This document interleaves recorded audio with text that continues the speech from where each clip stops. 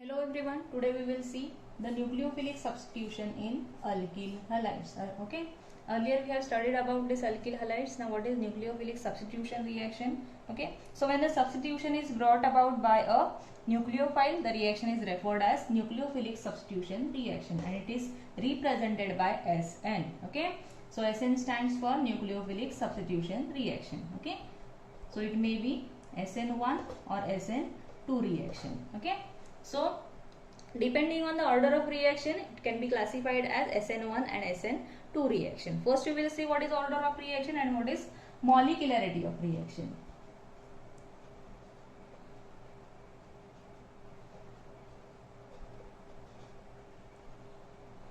Molecularity of the reaction means the actual number of molecules that are taking part into the reaction, that is is referred as a molecularity of the reaction. Means only if one molecule is taking part, it will be unimolecular. If two molecules are taking part into the reaction will be bimolecular. Okay. Now what is order of reaction?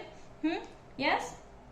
Order of reaction is the actual number of molecule whose concentration is depending on the rate of reaction, that is order of reaction, and depending on the order of reaction, these nucleophilic substitution reactions may be SN1 or SN2.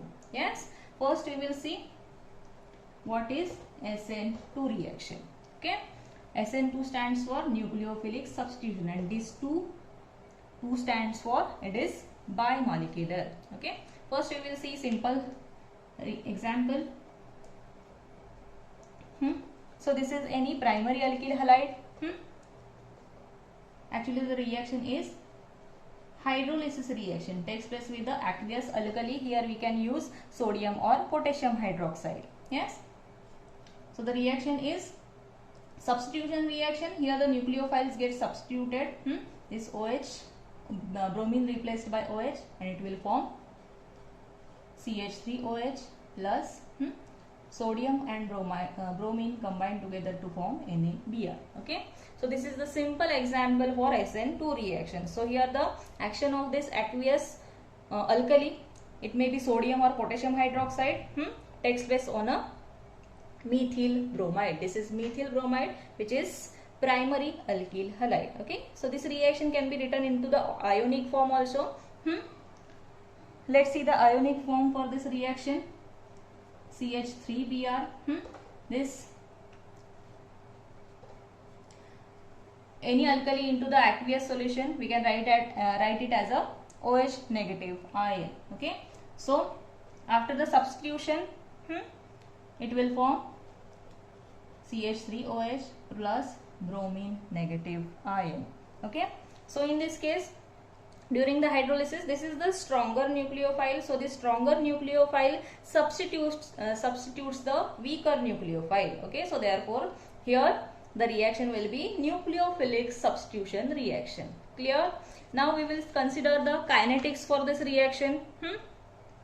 Now in this case, the rate of reaction depends on both the reactants. Okay, so rate equation can be written as rate will be equal to K multiplied by products of both the reactants, that is CH3Br into OH negative ion. Okay, so experimentally it is observed that the rate of reaction always depends on the concentration of both the reactants, that is methyl bromide and hydroxyl ion. Okay, so it is considered as a nucleophilic substitution reaction, which is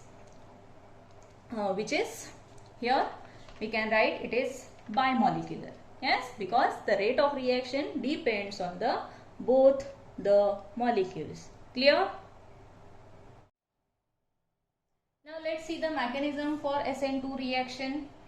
As the reaction is one step reaction, first we will write the reactant for the reaction, that is methyl bromide.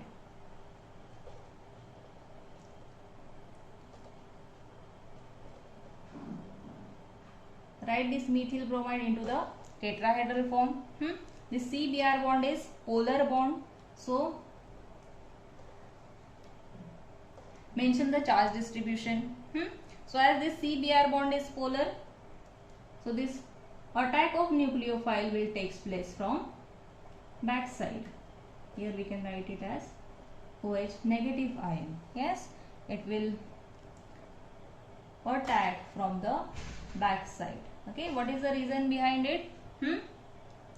As this bromine consists of negative charge, so this OH negative ion can be repelled by this bromine. Okay, so the attack of this nucleophile will take place from the back side of this CBr bond. Okay, so next, for the formation of product, this CBr bond starts breaking and this COH bond starts form. Okay, so for the formation of product, we can write the transition state as like this. This CBr bond starts breaking and this COH bond starts forming. Okay, carbon, mention carbon as a delta positive charge. This hydrogen atom as it is, this hydrogen atom and this hydrogen atom. Okay, this state of the reaction is called as transition state of the reaction, and this state is slowest step of the reaction, so that is why it is also known as rate determining step, that is RDS for the reaction, because it determines the rate of reaction. Okay, so this is the highest energy state during the reaction, because here see this carbon atom, it consists of, or it is attached to 5 groups. So that is why it is highest energy state, and it is very unstable and it very rapidly eliminates this bromine negative ion to form a product. Okay, so next step will be rapid step for the formation of product. Okay, by the elimination of this bromine negative ion, the product form is, we can write it as like this, hydrogen atom as it is. Now see, the attack of OH takes place from back side, so we can write it COH bond to the back side of CBr bond. Okay, now this, see the positions of this hydrogen atom. Now what is the difference between these two hydrogen atoms? Here, due to the backside attack of this nucleophile, the product is formed with the inversion of configuration. Now what is inversion of configuration? What it means? The product form, it is having exactly opposite configuration as respect to the substrate, or as respect to the reactant. Okay, so during the mechanism of reaction, inversion of configuration takes place, because here the backside attack of nucleophile will takes place. Okay, clear? Next we will see the energy profile diagram for SN2 reaction. Yes, and is obtained by plotting the potential energy of the species that are taking part into the reaction versus reaction coordinate into the course of reaction. Okay, so as the reaction progress, initially we represent here reactants. The highest energy state is represented by transition state of the reaction, and then the products are formed. Okay, first we will see what is EA.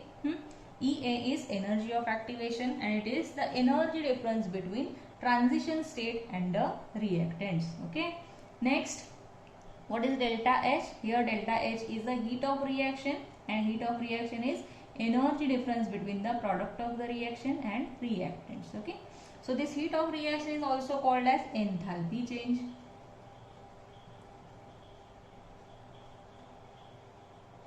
Enthalpy change is also heat of reaction. So enthalpy change is also energy difference between reactant and product. Yes, so for the endothermic reaction, this delta H is positive, and for the exothermic reaction, delta H is negative. Okay, clear? So this is the energy profile diagram for SN2 reaction.